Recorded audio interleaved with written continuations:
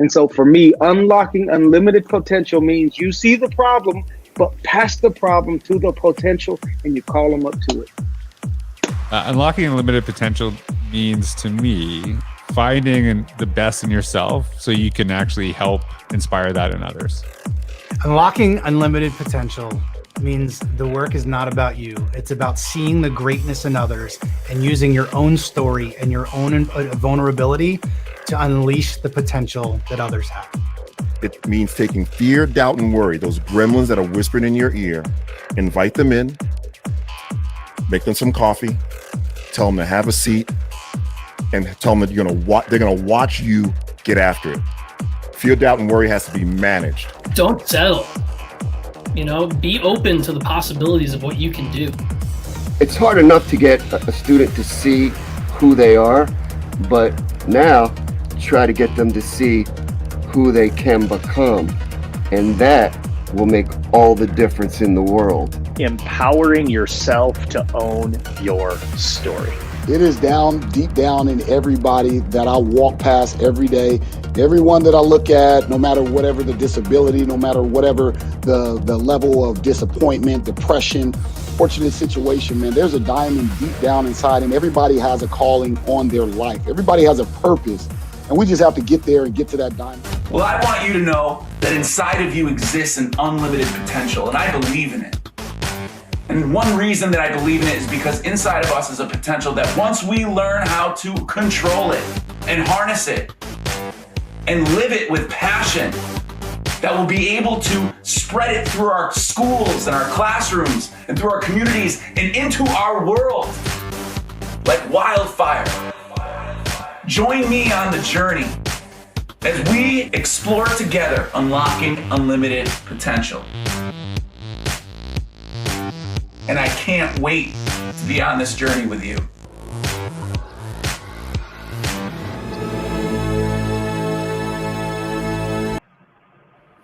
Welcome to the Unlocking Unlimited Potential Stories Show. My name is Dr. Brandon Beck, and I am super excited to be here with you all. I am excited to bring to you today the real Papa Omar from the Netflix movie, The Blue Miracle. This is an incredible story. For those of you that haven't had a chance to see it, I am so excited that I was able to track down Omar. We also have Javier Mazoy, who is also the board president at Casa Hogar, the children's orphanage, which is the main place that the whole story is based upon in the movie. If you haven't seen the movie yet, we're going to talk about the movie. I hope that you get a chance to get out and see it real soon, as it is on Netflix. But most importantly, we're going to talk about the story behind the story. So, Omar, welcome. Javier, welcome. Thank you so much for joining us. Thank you, Brandon, for the invitation to be part of the show today. Yeah, absolutely. Thank you so much, guys. We were talking a little bit on the pre-show. We were working through some technical difficulties, and I'm so glad we're here and finally able to make it. So we talked a little bit about how we were going to talk about the story, because a lot of what you told me was there's such an incredible story inside of this movie. And they did a great job of portraying it, but they also, in the movie, they did portray some things a little differently. So I think that's an awesome inside view that we're going to give today. But before we get started, Javier, come in as the board president at Casa Hogar. I would love it if you could just give us a little background about Casa Hogar, and then Omar will tell us a little bit about the story behind the story of Blue Miracle. Okay, well, thank you very much. Yes, Casa Hogar. Well, Casa Hogar was a project that was done maybe 25 years ago, but then it stopped. And then the Rotary Club in Cabo San Lucas, which Donna Drain is part of, and Mike Pierce, they restarted or retook the project. I was in the Rotary, and I decided that I was going to do pro bono work. I'm a lawyer. So I said, well, I'm going to do pro bono work for Casa Hogar. They took me there one day, the day it was opened, after the Rotaries and Donna and Mike and everything put money and efforts. And the day is the inauguration, they put the key below the first mat, the mat where it entered, and it says, he said, well, the key is going to be here because this place can never be closed. If it opens one day, will never be closed. So the key has to remain outside, never inside. And at that moment, I say, no, I need to help. Well, at that moment, the governor sent us 21 kids, but without any money. So we had certain money, but we didn't have enough. So after 3 or 4 years of struggling, one day we owe money to the Social Security, we owe money to for taxes. Not, we don't pay taxes, but the taxes on the employees and everything. And one day they came to try to put a lien on our only little boss that we have, the boss that takes the kids to school from the Social Security. And when they came in, I put all the boys. Well, they called me and I went there, and they put all the boys in the boss. Well, I put all the boys in the boss and say, well, if you're going to put a lien, it has to be a lien with the boss and kids and myself. So you need to find a place for us to sleep, because if you have a lien and you want to take the boss, that's so the general manager of the Social Security from La Paz called me and said, like, what are you doing? And I said, what are you doing yourself? This is our boss. We don't have money, we owe, but come on. So at the end of the day, we kept the boss, and we sleep and slept on the Casa Hogar. And I turned out to another friend of mine, which he has an incredible charitable foundation called Los Cabos Children Foundation, Tom Walsh. And I said to him, Tom, I really need money. I owe $40,000 in taxes, but I need like 60 or 70 because I need also to continue surviving. And he said, if you can get a match to match, they call it, if you can put 50,000 within the next month, I will give you 50,000. Within 10 days, I had a 50,000. So he put the 50,000, and I didn't pay all the taxes because what I did was an agreement with them to pay them in 3 years. So I had more money to start redoing the whole thing. And that was when I got involved. I never wanted to be, I just wanted to be a pro bono lawyer doing the good things and saying I was in pro bono. And suddenly I got in love with Casa Hogar. Then I met Omar, and again with Mike Pierce, which is, I think he's the big Papa Omar. It's a big Mike, because he was the one that really was after this all the time.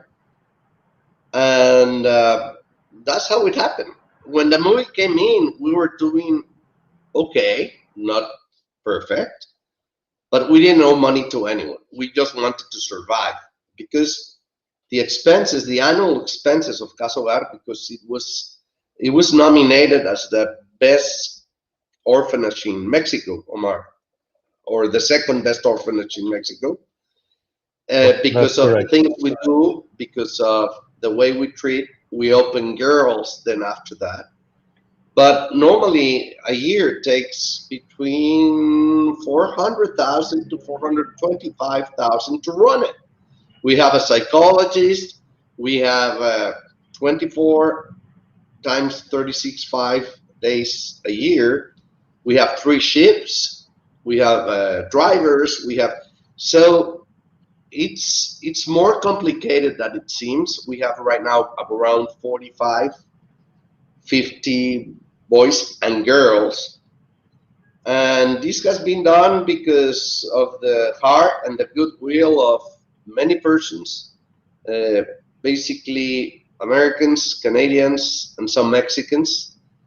But that's part of our world. So that's basically what Casa Hogar is part of my love, my heart. Omar, always view Omar. Then he decided, and we decided for different reasons, that it was a time to to move it, the new board and everything. But that part is incredible, and the fact that we won that tournament. I have like part of the trophy because they give us three. One is in Casa Hogar. I think the other Omar has it, and the other one was, well, for me as a president, not for me. And every time they come to my office, I have it in the front part, and they say, "You won the Beast," and I say, "No, it was Casa Hogar. I was not even there." But they gave it to me. So now, Omar, I think it's your part. Well, it's the story, as Javier mentioned it, and just thinking about Javier and Mike and Donna being part of the really the heart of Casa Hogar, because the three of them are the ones who really got it started, got it going on. And as Javier mentioned it, he was part of the legal side of it, or he was trying to just to be part of the legal side of it, and he ended up being involved on it at a point that sometimes he had to go and buy groceries with Mike to a grocery store.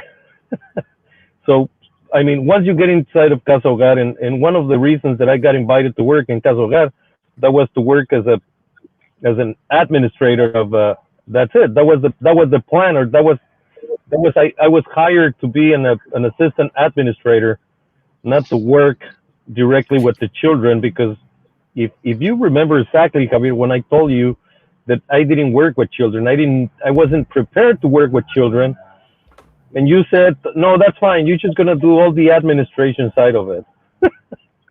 Yeah, so, well, the same thing with me. I used to take the kids for breakfast on Saturdays, and I got involved. I went, as he said, I used to go to the supermarket to buy things because we didn't have enough.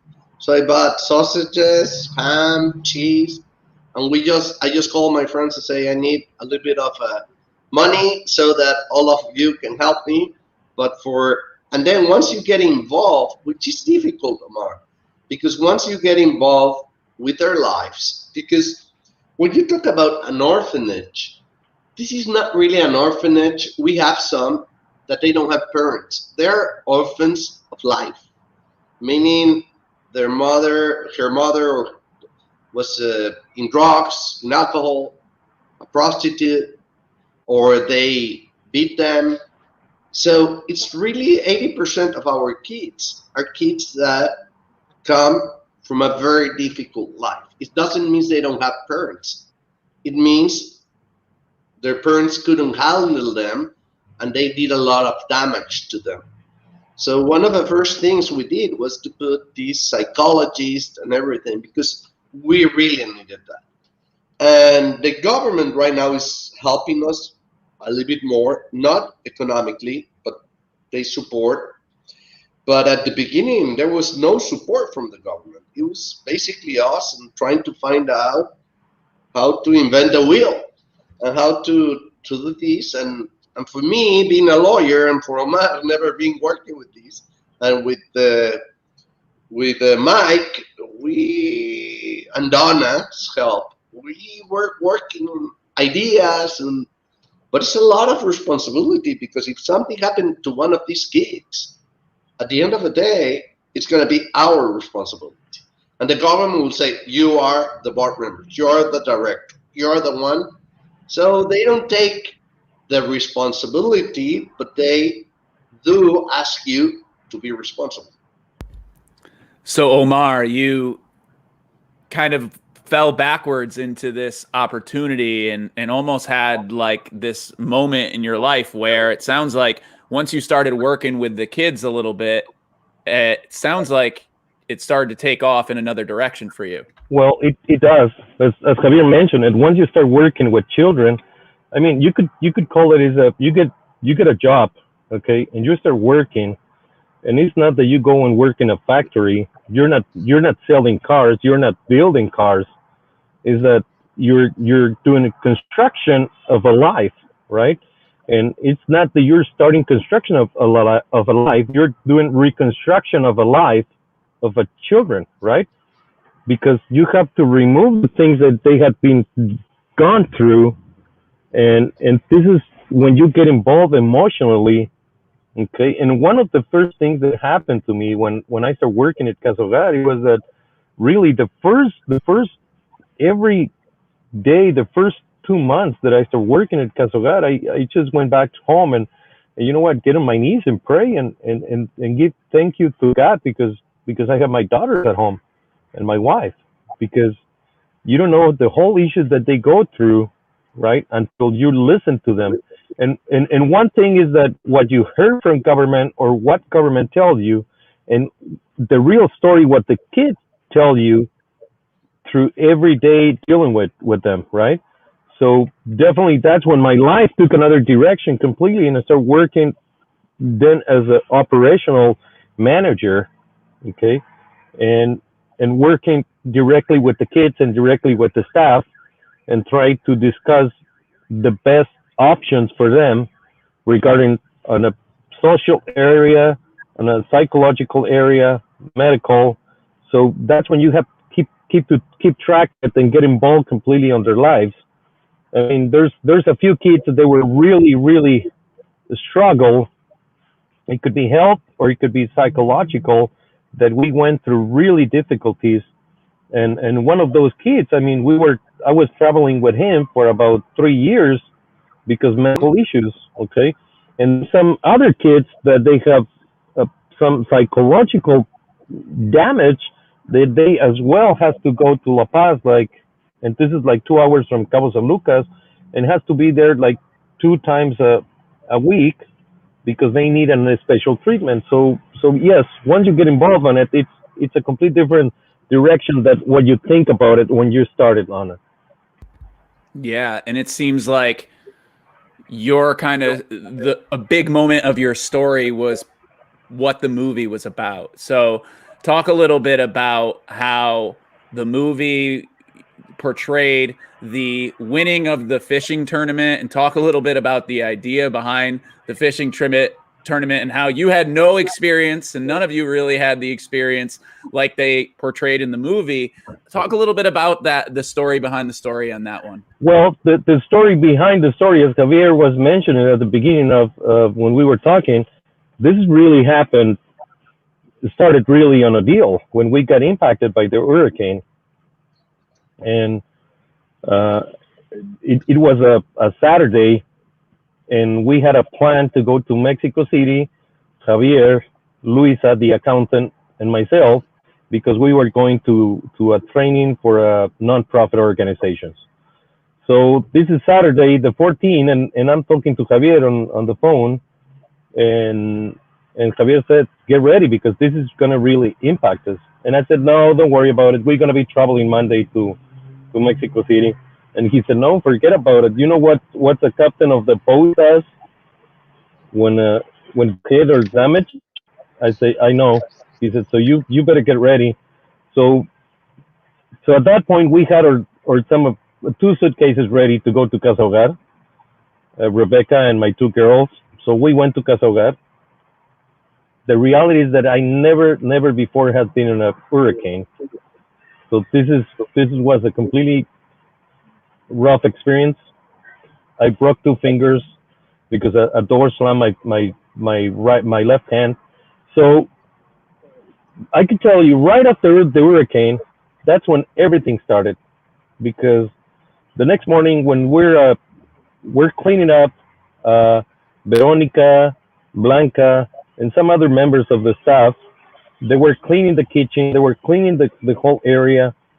And so when they made breakfast, so we pray and thank God that everything was okay. No one got hurt of the children. And so when I made a question to the kids, who was afraid last night?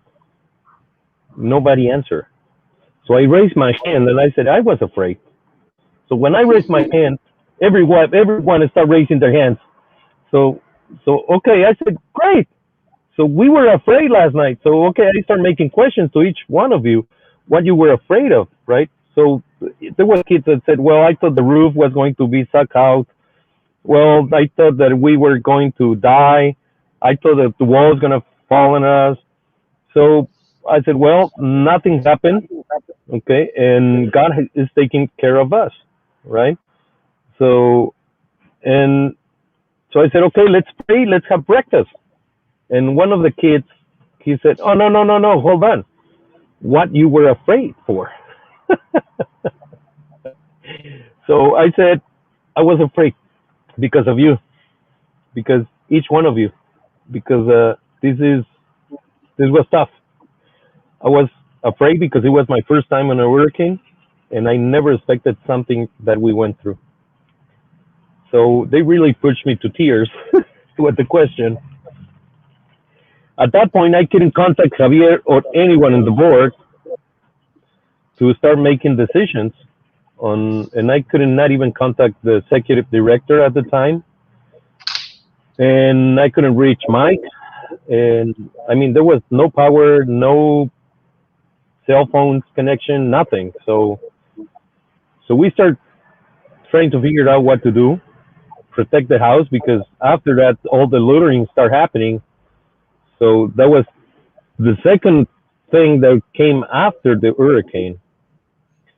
So when I went out of Casa Hogar to my house to see if everything was okay, and got there, but on the way to my house, I saw all the power lines on the streets, some cars with walls on top of them, houses down. I mean, I was completely afraid of the things that were going to start happening. So at that point, I never thought about even at the Beast fishing tournament. Not at that point. When we start getting some support from Donna, because she bought 2 semi trucks loaded with material and generators and food, and she sent it to Cabo from California. And a week later, I contacted Javier. He went to Casa Hogar. He had a patch on his eye because something happened to him on his eye. And I started seeing other people that got injured as well, okay? And some people started coming to Casa Hogar, knocking at the door, saying, do you have any help for us? People with children. So at that point, we started getting some groceries from other people from Northern Baja. So we started doing packages, and some of the children in Casa Hogar started doing packages and giving those packages away to food. It was not just Casa Hogar receiving support, it was Casa Hogar giving support out to the community as well. We received some funds, and at that moment, technically speaking, Brandon, we cannot get funds except for the kids, technically speaking, legally speaking. But then we started to receive persons that were willing to give some money to support others. And I say, who cares? I'm going to receive the money and then I will work it out with the government, because what we need to do is to buy mattresses. I remember. Yes. We needed to buy food, canned food, water, yes. A lot. And I start to receive all these donations, but not for the kids, well, for the kids, but to be able to give. So suddenly we have lines of people going to Casa Hogar to receive some support. And that was right. Part of where we were. So the fact, and Omar will tell you, that we owe money to the bank at that moment, that's not truth, because we couldn't even ask for a loan. It's as a non-profit, you cannot ask for a loan. How can you cannot give the property as a collateral. So that was not part of that's part of Hollywood part. But we didn't know money, but we didn't have money. But we say this is a way to support the community, and that after that the community will support us. So that was part of it. That's right. So the kids got involved in donating to the community. They started working, giving packages of food, and so that was like a teaching for the kids. So between those days, I went to Chris Mills' office and I said, Chris, imagine that the BB doesn't get canceled and we get invited to the fishing Chris tournament. Mills was the director. Executive director. So he said, stop dreaming and go to your office. You have lots of work to do. I said, yeah, I do. So the following day, we heard that the business was not canceled. And then 3 days later, one of the members of the board, it's a captain of a boat, he show up and to see if we need something or anything he can do. And Jeff hashtag. And I said, Jeff, do you gonna fish on the business? And he said, no, are you? I said, no, I don't have money. And he said, well, if you're going to fish, I'm going to give you 50% discount. And I said, well, if we fish, we're going to win the first place. And he said, oh, yeah, do you ever fish before? I said, no. I said, okay, forget about it. He said, there's professionals doing this for business. I said, no, well, this is for Casa Hogar, and we will be the first place. He said, yeah, right. So he left. And then Donna showed up. And that's when I made the question, because somehow she was involved on the numbers of the signing up the people. And she was involved with the anonymous donor, like she right. was directly involved with him. So I made a question, Donna, how many boats do you have signed up already? And she said, there's 56 boats. I said, great. And then she said, oh, no, 57, because there's a boat for you there. So Brandon, when she said that, I was like, I started jumping at the office, and I said, yes, we're gonna win the first place.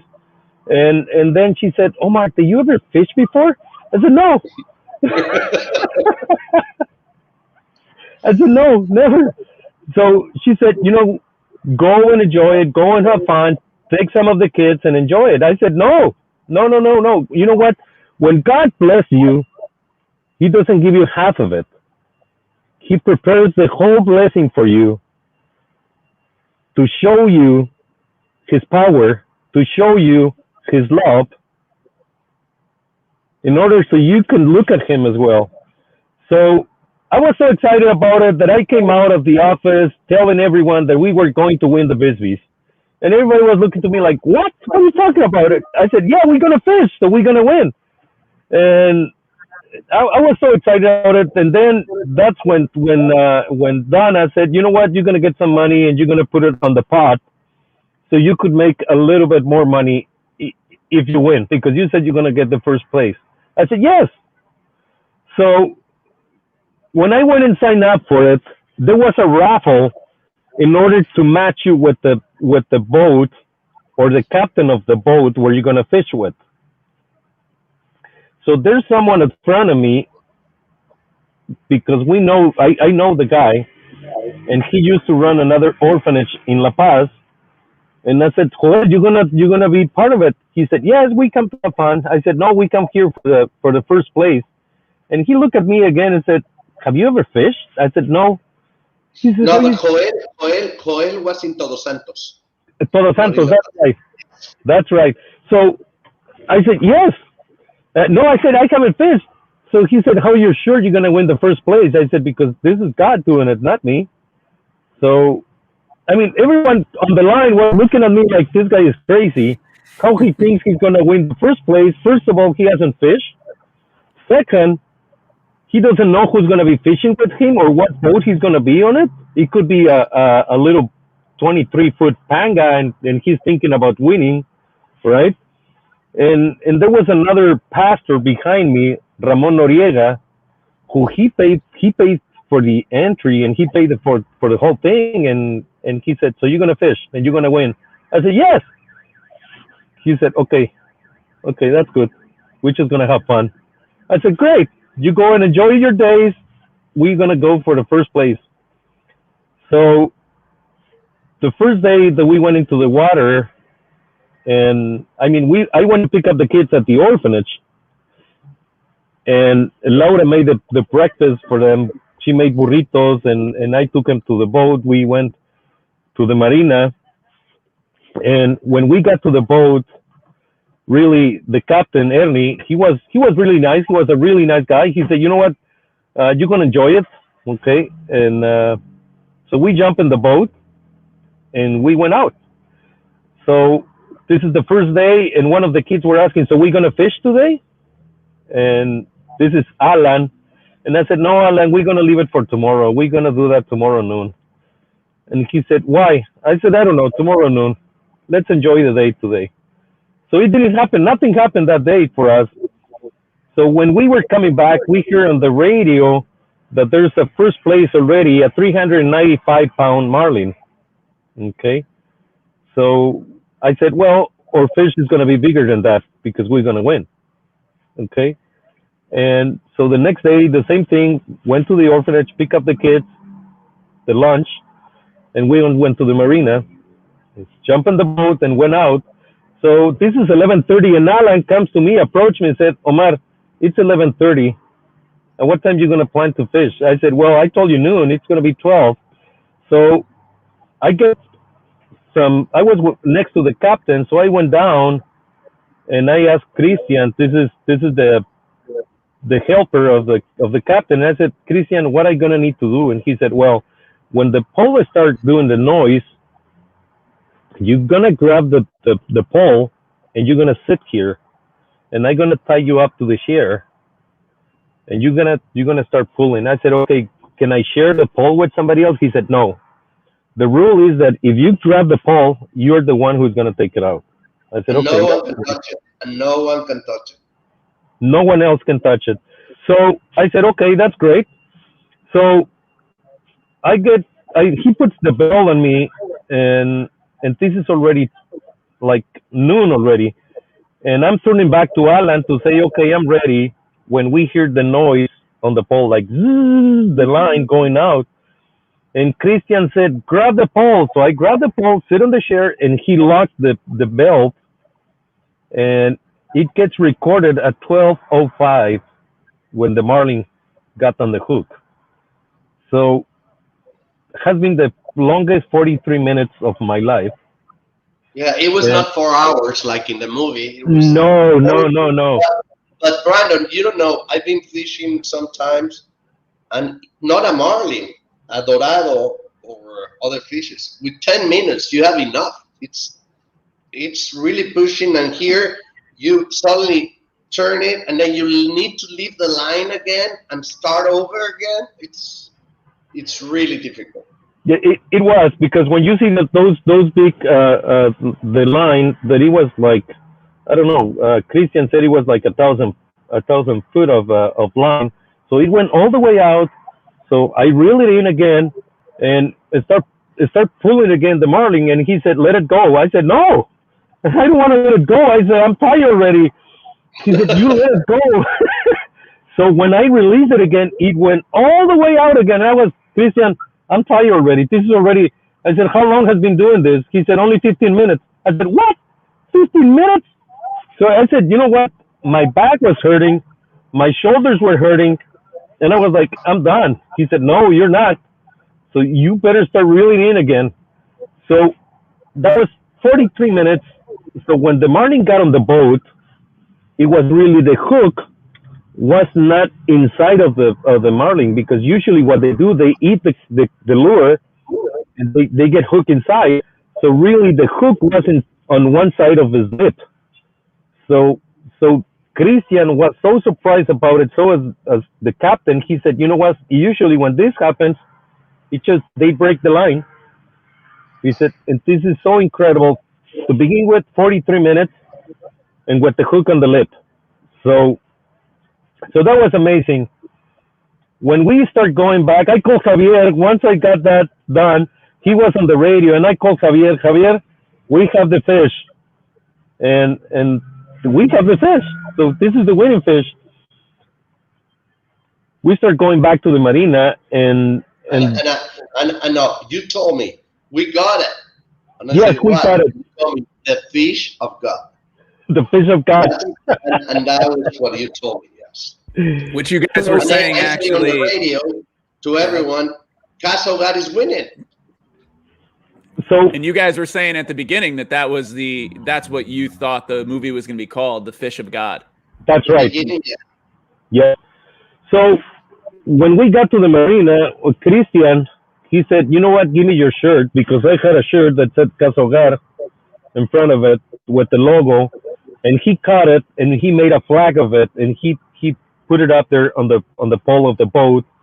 So when we were coming in, everybody was yelling. I mean, I was in shock to see how many people went to the marina because it was Casa Hogar bringing the fish in.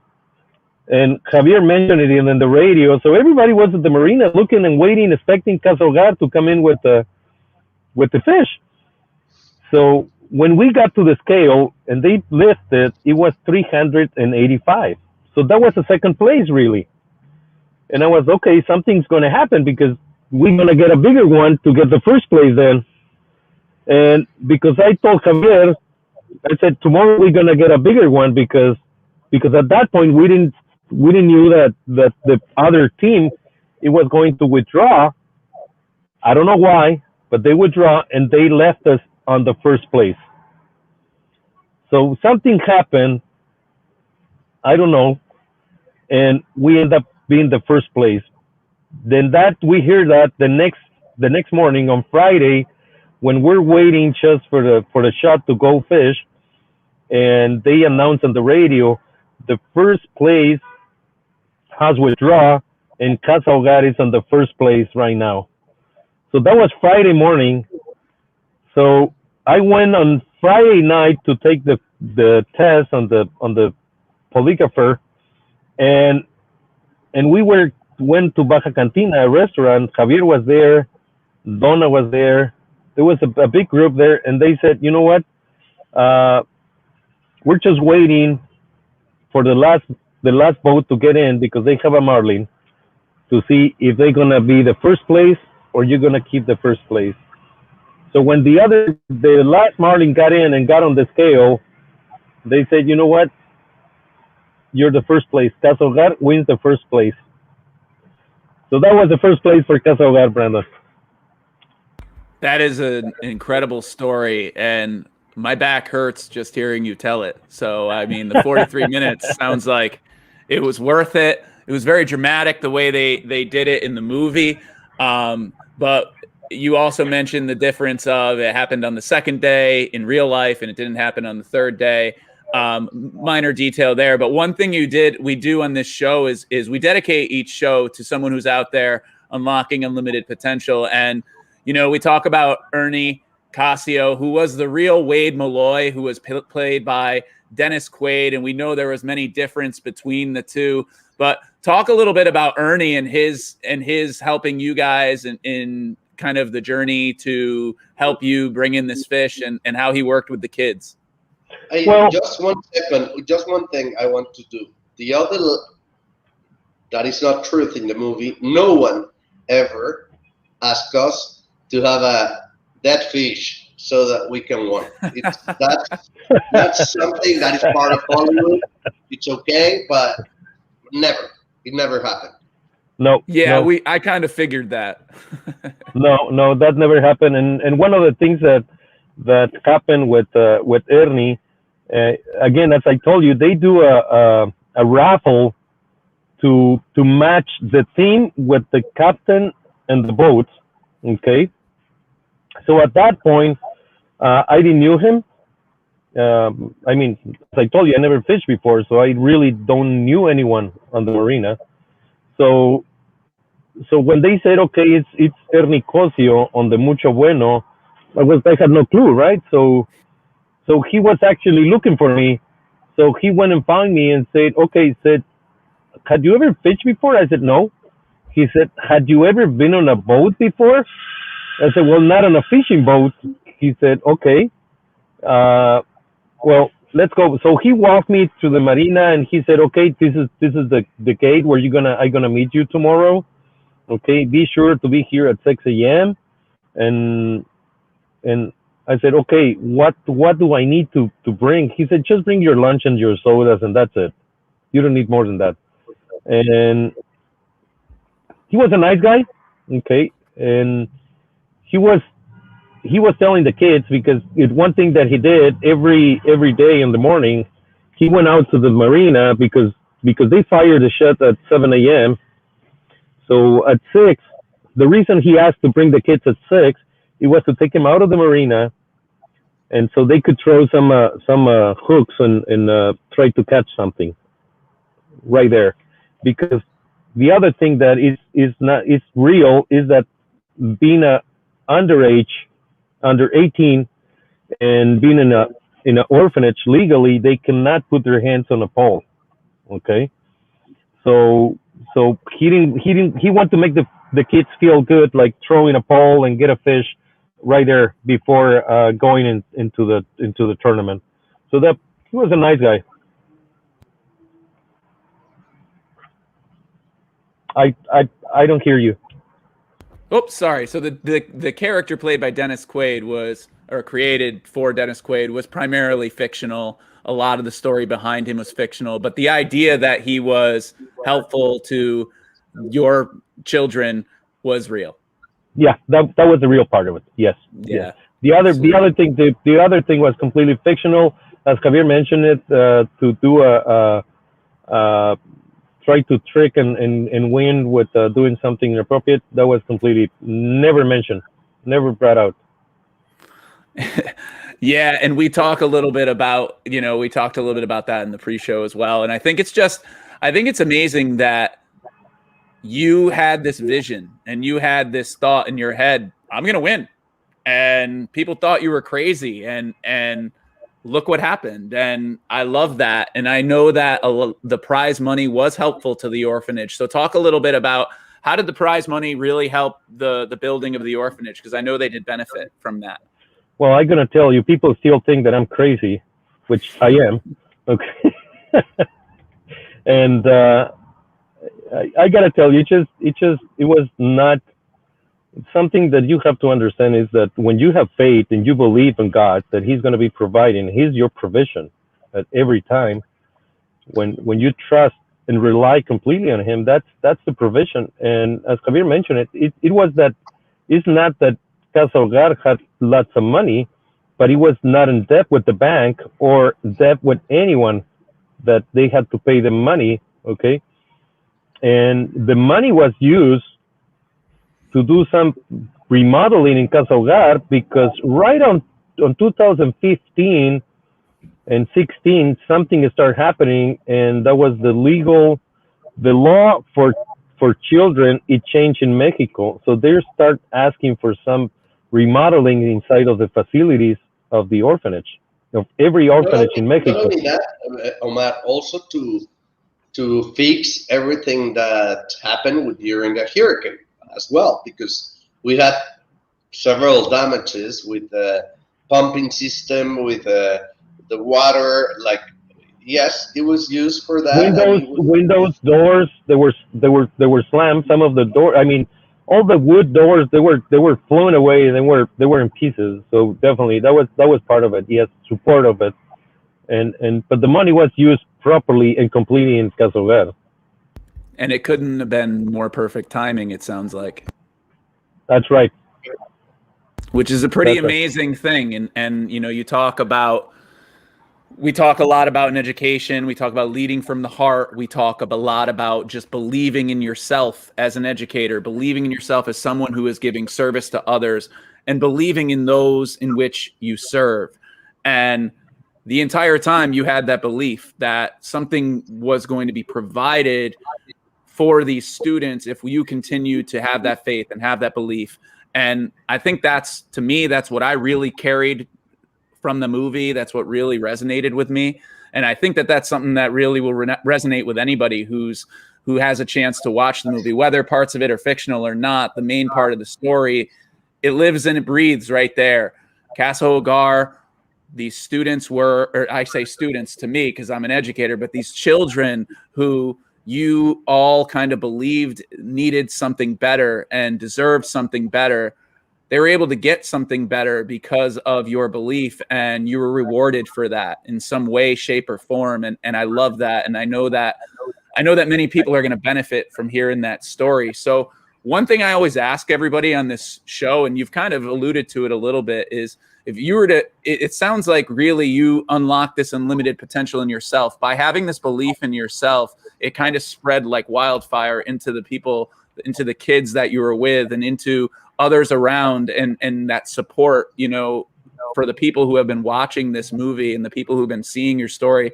I know you've had visitors like Lady Gaga. You've had other visitors that have come to your facility because they believe that there's a really beautiful story here, because what the work that you're doing, you know, it's God's work, and the work that you're doing is just really exceptional. It's extraordinary. So one thing I ask everybody to complete the sentence here is, what does unlocking unlimited potential mean to you?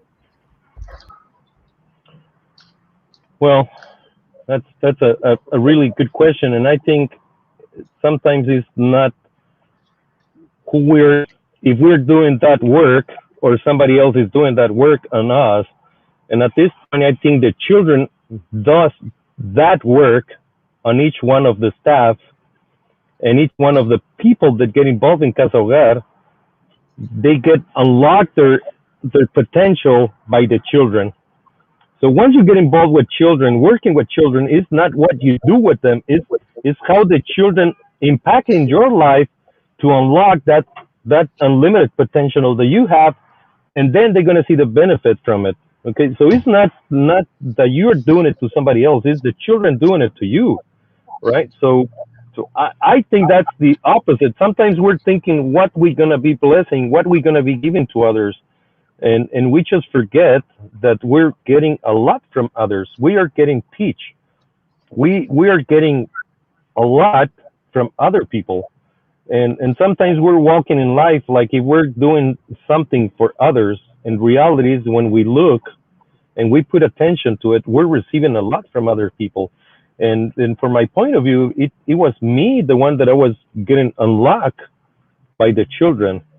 And they helped me to get faith. Okay, so in reward to that, they were getting that, they were picturing that. And something that we always tell the children is that get the opportunity to know us in Casa Hogar, and give us the opportunity to know you. Okay, and so that way you're gonna see who you are and what you can do better. Okay, so for me I appreciate that so much. I appreciate that so much. The whole idea, we say this a lot on this show as well, is we rise by lifting others. And that's the source of your energy. That's the source of what you found to unlock this unlimited potential. That's what really put into motion your idea of, hey, I'm going to win this fishing tournament, which everybody thought was crazy, but you had this feeling, this belief inside of you. And because of the great work you were doing, I think that was the reward, right? Javier, Right. do you want to add to that? No, for me, I trust Omar completely. I think the reason, well, first of all, life is about learning and loving. That's what life is. And that's how I will summarize the way I do things. It's learning and loving. But the reason Omar is no longer there, and I was almost going to get out of there, is as Omar said, when we worked together, we were so much involved with the lives of these kids that at the same time we were not having any more life ourselves. We were worrying all the time, and at some point I remember my wife to tell me, well, you know something, there's no issue with you, but why didn't you go to live to Casa Hogar? And Omar has to raise 2 children, 2 girls, 2 Omars. Yes, that's right. We got so much emotionally involved that then at some point the board decided that we need a new director. It was more like a director, which we have, which is great, that we don't get involved that much, because I was getting involved that much. And Omar, that sometimes we talk at night and we're crying, both of us, and saying, no, this is over. I don't want to do anything with this. Besides of the love, of the feelings and everything, Omar, in his case, kids that after 18, right now we have a transitory home or transitory after 18, but before we didn't have it. And Omar was having 3 or 4 kids living in his house because they loved Papa Omar, but they were living in his house. And at the same time, his whole family situation was getting complicated because he has a life with a wife and with 2 girls that he needs to grow. So at some point, we all decided that it was emotionally it was not possible to keep working. And that's when I said, because I actually, when Omar left, I said I want to resign. And they say, no. And I say, yes, but I don't want to be involved anymore. I don't want to be involved in the sense of that I want to think what is best for Casa Hogar, and I want to have an incredible team on my board that tell us how to work it out. And even though this is not a business, and don't take me wrong, it has to be run like a business. You need to get income against outcome. And we needed to get someone more professional to help us in that, to say, this is where we invest the money. That's part of what I do. But now I have the time for that, because before it was getting me emotionally involved. And that is really, really, really tiring, Omar. I remember that you were saying, now I see you so happy. And yes, and it doesn't, Casa Hogar is part of our lives and will always be, and part of it. But right now, the way we work it out is, I think, more professional in a way, more trying to. And Omar, every time I ask him for some help, because sometimes kids older that are already there working or whatever, 22, 23, 20, they call me and say, Javier, can you help me with this? And I say, Omar, how is this kid? He's behaving well, because he still has contact with all of them. That's awesome. And so the future of Casa Hogar is that it sounds like it's going into a place where it's being ran better than it was before, when you guys were really struggling a bit, especially around the time of the hurricane, for sure. And it sounds like you are continuing, but it obviously still needs support. So how can people continue to support the work at Casa Hogar? That's a very important question, and I'm going to tell you, we have had a lot of, I don't know if emails, but in social networks or whatever, a lot of people saying, I want to be a volunteer. It's very difficult to be a volunteer if you don't live here. We have a volunteer program, but it's limited because we have our daily people that goes. The best way to support Casa Hogar, and we have a Canadian charity that helps us. We have our own, whatever they call it in the US, that it's for the nations, Friends of Casa Hogar. We have our Mexican charitable foundation. The best way to support is to give $5, $10, $15, whatever you call it. We can give a receipt for everyone, but that's the best way. I'm going to tell you, we normally used to have an annual fundraising. That is our main event. We raised $250,000, $300,000. We have been almost 2 years without being able to do it because of COVID. So that has diminished our income. And we had certain money, but we've been using that because we haven't been able to do a fundraising. So any money is welcome, from $1 to, we have the applications, I can send them to you after, like, where do you send it? And we have our financial statements on the website. We have everything, so the people knows that every money, as a difference with some other charitable, or basically we pay our workers, all the board members, we don't charge anything, of course. And the money that is in goes to Casa Hogar, never to someone else. It's always Casa Hogar. Is to pay the salaries, is to pay the food, is to pay everything. And all the board members and advisors, we do not charge one night.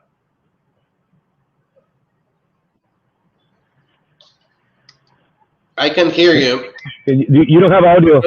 So the best place, I did it twice. I did the unmute. Sorry, I'm an educator. I mute myself all too often. Sorry about that. So the best place for people to find more information about how to do that would be your website, which is right here on the screen, which is casahogarcabo.com. Yes. You could go to casahogarcabo.com, or you could go to the Facebook page, which is Casa Hogar de Cabo San Lucas AC. And then Friends of Casa Hogar in United States.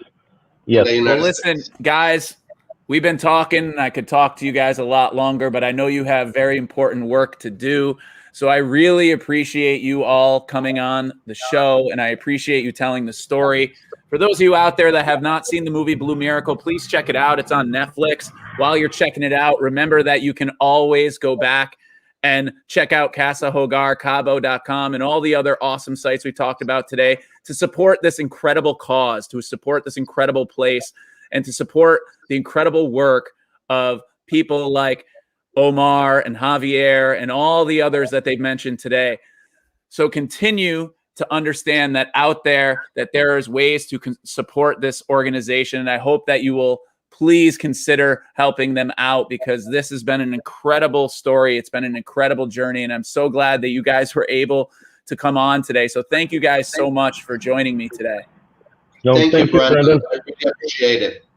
Thank you so much. And so remember, everybody out there, that the journey toward unlocking unlimited potential begins with you, and continue to educate with passion and purpose. Thank you so much, everybody. Have an awesome day. Take care.